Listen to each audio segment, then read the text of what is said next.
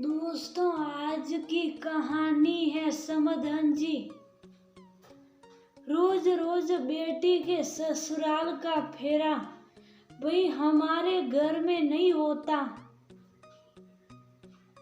दोस्तों, कहानी शुरू करने से पहले अगर आपने चैनल को सब्सक्राइब नहीं किया हो तो कर लीजिए ताकि आपके पास पहुंच सके हर नया वीडियो। वसुधा जी के घर में रौनक लगी थी। कल ही बहू का आगमन हुआ था। एक तो इकलौते बेटे का विवाह और ऊपर से बहू सनय का आगमन। वसुधा जी के पैरों में ही जैसे किसी ने पर लगा दिए थे। घर अभी भी मेहमानों से भरा था। सभी के सत्कार में कोई कमी नहीं साथी थी। वो शादी के दिन की थक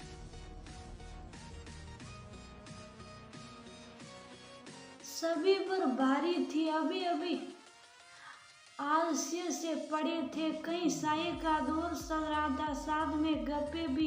तो कुछ अभी भी बिस्तर पर थे, लेकिन वसुधा जी एकदम तैनात थी। सभी के लिए महाराज जी कह के अलग तरह का नाश्ता बनवा रही थी। साथ ही अच्छे अच्छे पकवान के खुशबू से नाक के नथुने फड़फड़ा रहे थे।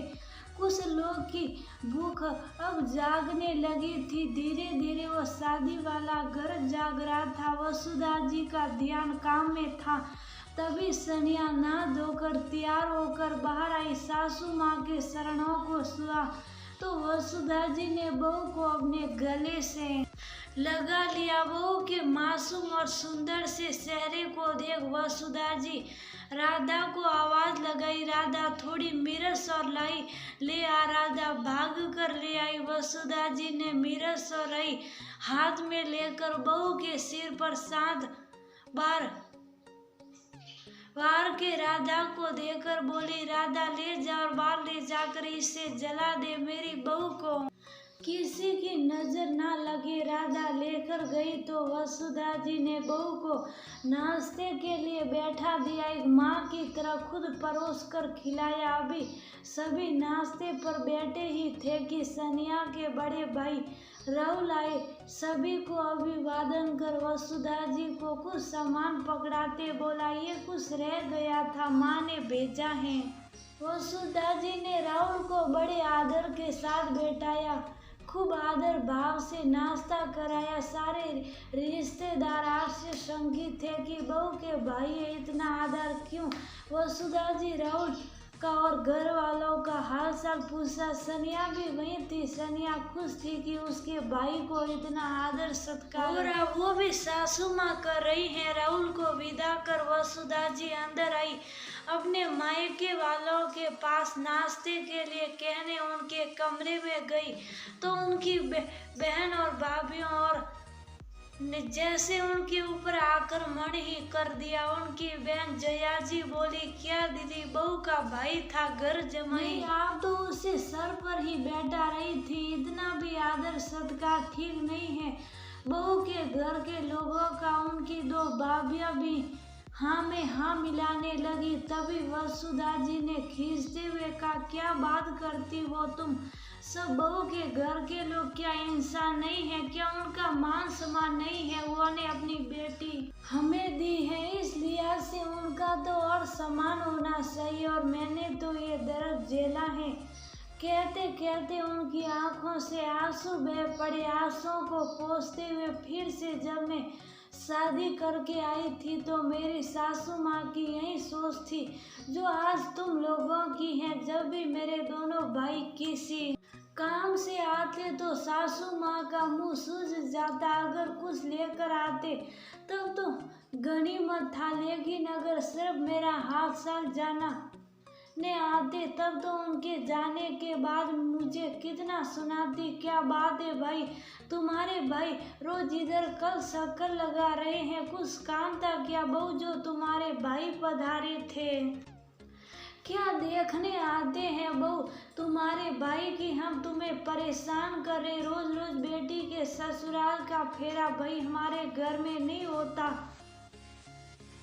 इस तरह के तानों से मेरा जीना मुहाल कर देती। मैं भाइयों से और मायके में मैं कुछ कह नहीं सकती थी, हमेशा घूरती रहती। जब कोई मायके से आता तो मन डर सा जाता। आज तक मैंने ये सब आप लोगों से नहीं कहा कि आप सबको कष्ट ना हो। उस पीड़ा को मैं खुद ही झेलती आई हूँ। कहते हुए वसुधा जी रो पड़ी। जया जी ने अपनी दीदी को शुभ कराया और बोली, दीदी सच में आज हमें अपने सोच पर अफसोस हो रहा है।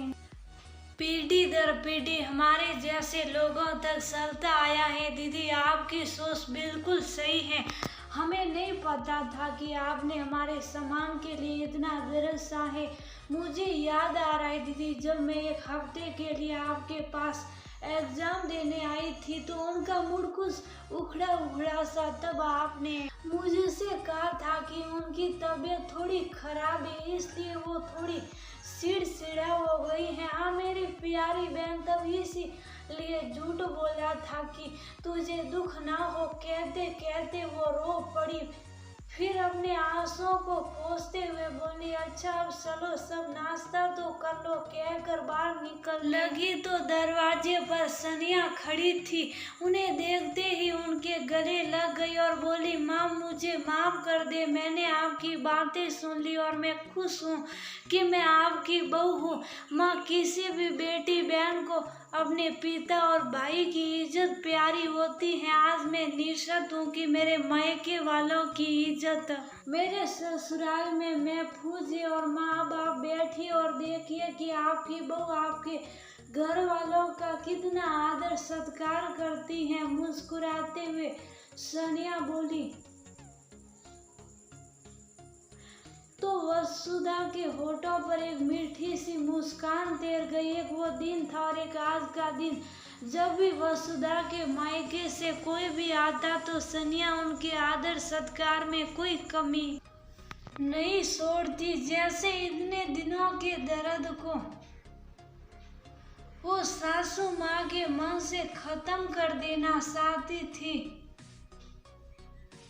और उतना ही आदर सत्कार उसके मायके वालों को भी मिलता। जैसा दिया वैसा पाया। इसी सिद्धांत पर घर और समाज चलता है। कोशिश